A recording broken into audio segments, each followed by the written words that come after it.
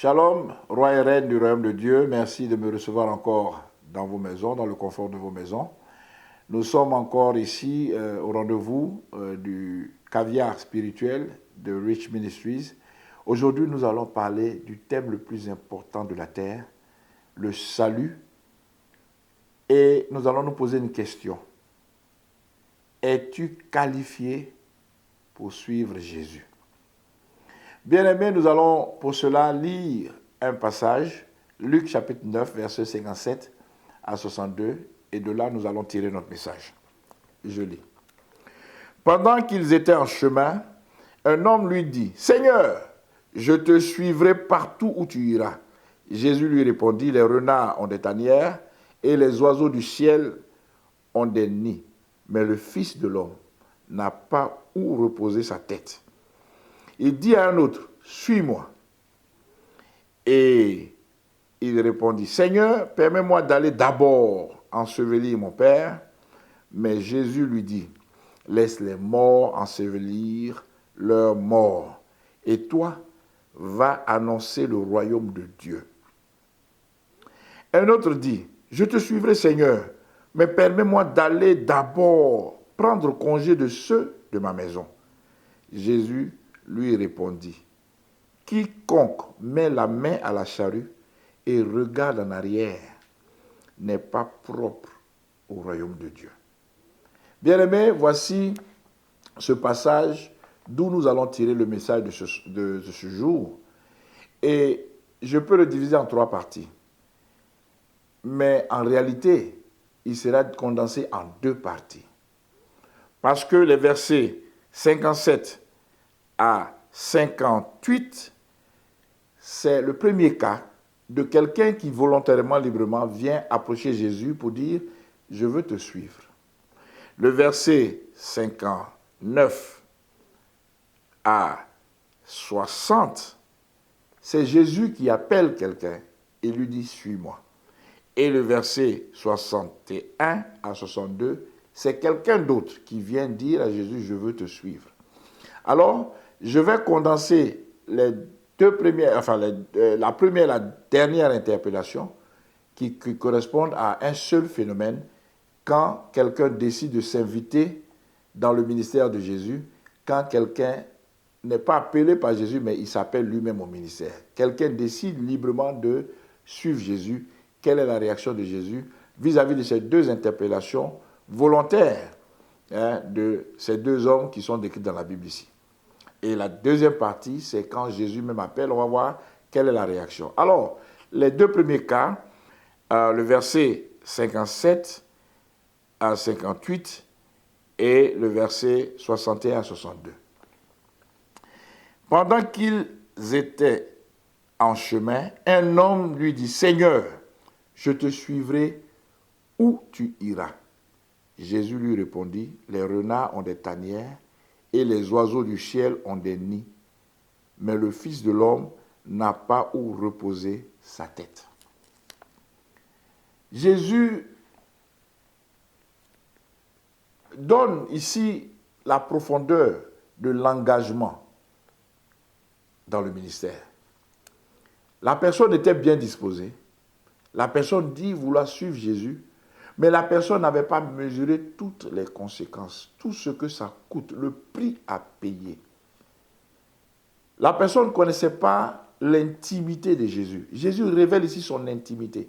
Jésus dit, « Tu me vois, je suis partout, je suis reçu dans les palais, mais je n'ai pas de maison. » Jésus n'est pas comme ces grands bishops, archevêques, qui ont des grands châteaux, qui ont des avions, qui ont des grandes voitures, des voitures de marque. Jésus dit, je n'ai pas d'endroit où reposer la tête. Et il se compare même aux oiseaux du ciel qui ont des nids, aux renards qui ont des tanières. Pour dire que même ces animaux-là sont plus heureux que lui en matière de logement. Est-ce que c'est la vie que tu veux suivre? Est-ce que tu veux suivre un SDF, un sans domicile fixe? T'engager en Christ, c'est t'engager à être sans domicile fixe. Parce que Christ, qui est ton Seigneur, maintenant que tu comprends ce que ça veut dire, peut à tout moment décider de changer ton lieu d'habitation. Ton lieu d'habitation. Il peut te changer de maison, changer d'endroit. Tu ne pourras pas vivre fixement quelque part comme tous ceux qui ne le suivent pas. Ceux qui ne le suivent pas peuvent faire 100 ans dans une maison. Mais toi, peut-être que tu n'auras pas cette occasion-là. Donc Jésus veut que nous soyons conscients, tous parmi nous qui voulons suivre Jésus, de manière sincère, de tout notre cœur, qu'il y a un critère, c'est qu'on sera probablement, comme lui, sans domicile fixe. Le troisième cas, qui est dans la même lignée du premier, où les gens s'invitent eux-mêmes au ministère, un autre dit, « Je te suivrai, Seigneur, mais permets-moi d'aller prendre congé de ceux de ma maison. » Jésus lui répondit, « Quiconque met la main à la charrue et regarde en arrière n'est pas propre au royaume de Dieu. » Alors ici, nous voyons que contrairement au premier qu'il a interpellé volontairement pour le suivre, le premier était vraiment prêt. Il n'a pas parlé de sa famille. Il n'a pas parlé de dire prends congé de quelqu'un. Lui, il était prêt, mais Jésus lui a dit, bon, c'est vrai que tu es prêt, mais je n'ai pas de maison. Est-ce que tu veux être comme moi? Parce que les SDF, les sans domicile fixe, sont méprisés partout. C'est pourquoi les hommes de Dieu sont méprisés partout. Les vrais hommes de Dieu sont méprisés partout. Est-ce que tu veux être méprisé? Est-ce que tu es prêt à accepter l'humiliation de me suivre? Mais le deuxième, qui veut volontairement suivre Jésus, il dit à Jésus, il pose une condition, comme je suis sorti et je t'ai rencontré, permets-moi d'aller à la maison pour dire, mes parents, je vais aller suivre Jésus, donc vraiment, vous ne me verrez plus. Jésus dit, le fait de l'avoir rencontré est synonyme à mettre la main sur la charrue. Il dit, celui qui met la main à la charrue et qui regarde en arrière n'est pas propre au royaume de Dieu.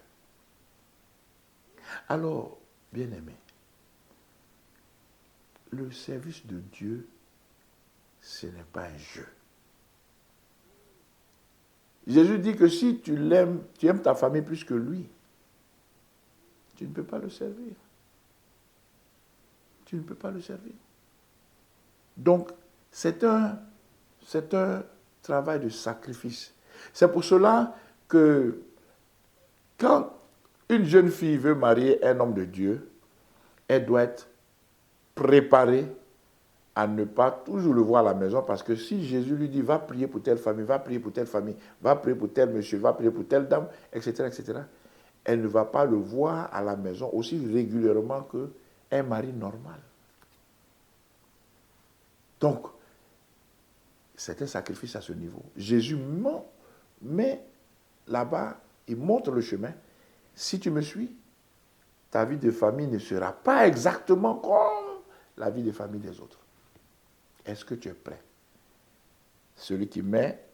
Quiconque met la main à la charrue et regarde en arrière n'est pas propre au royaume de Dieu. Parce que quand tu mets la main à la charrue et que tu regardes en arrière, la charrue peut dévier et tes sillons ne seront pas droits. Tu ne vas pas faire un travail propre. C'est pour cela que Jésus dit n'est pas propre au royaume de Dieu, parce que dans le royaume de Dieu, on ne doit pas suivre des chemins tortueux, on doit être droit. Dernier cas, Jésus lui-même appelle. Jésus dit à un autre, verset 59 à 60, il dit à un autre, suis-moi. Il dit à un autre, suis-moi, et il répondit, Seigneur, permets-moi d'aller d'abord ensevelir mon Père. Mais Jésus lui dit, laisse les morts ensevelir leurs morts. Le deuxième cas où Jésus appelle, Jésus lui dit, suis-moi. Comme il a dit à Matthieu, suis-moi. Ils l'ont suivi. Il a dit, suis-moi. C'est comme ça que Jésus fait. Il te voit dans la rue, il te dit, suis-moi. Et puis tu le suis. Matthieu n'a pas posé la question, suis-moi. Il a laissé ses impôts là, son travail de voleur qu'il faisait, et puis il a suivi Jésus. Il te voit et dit, suis-moi. Et puis les gens le suivaient comme ça. Mais Jésus a dit à ce monsieur, suis-moi. Le monsieur, il est favorable, il veut suivre Jésus, mais il dit, attends, mon père vient de mourir, celui qui m'a mis au monde, il vient de mourir. Laisse-moi seulement 2 jours, je vais l'enterrer. Et puis je te suis partout, tu iras. Jésus dit, tous ceux qui sont dans ta famille, là, ils sont morts. Tous les inconvertis, les incroyants qui sont là-bas, ils sont morts. C'est comme ça que Jésus les voit, c'est comme ça que Jésus les appelle. Laisse les morts enterrer leurs morts. Eux, ce qu'ils savent faire, c'est d'enterrer les morts. D'ailleurs, quand nous lisons l'Ancien Testament, ceux qui avaient fait le vœu de Naziréa, ceux qui ne devaient pas boire du vin, etc., hein, ils ne devaient pas aller comment on appelle, à l'enterrement d'un parent proche. D'un parent proche. Il y avait quelques exceptions, mais Jésus dit, laisse les morts enterrer leurs morts. Le monsieur peut-être voulait prendre l'héritage, etc. Il avait perdu le père, mais il ne savait pas qu'il se trouvait devant celui qui dit, je suis le père des orphelins. Ce que tu veux gagner de ton père qui est mort, moi je peux te donner plus. Laisse les morts enterrer leurs morts. Bien-aimés, en conclusion, les 3 qui ont soit interpellé Jésus ou que Jésus a interpellé n'ont pas été qualifiés pour suivre Jésus. Es-tu qualifié pour suivre Jésus? Réfléchis, prends ta décision et que Dieu te bénisse. Shalom.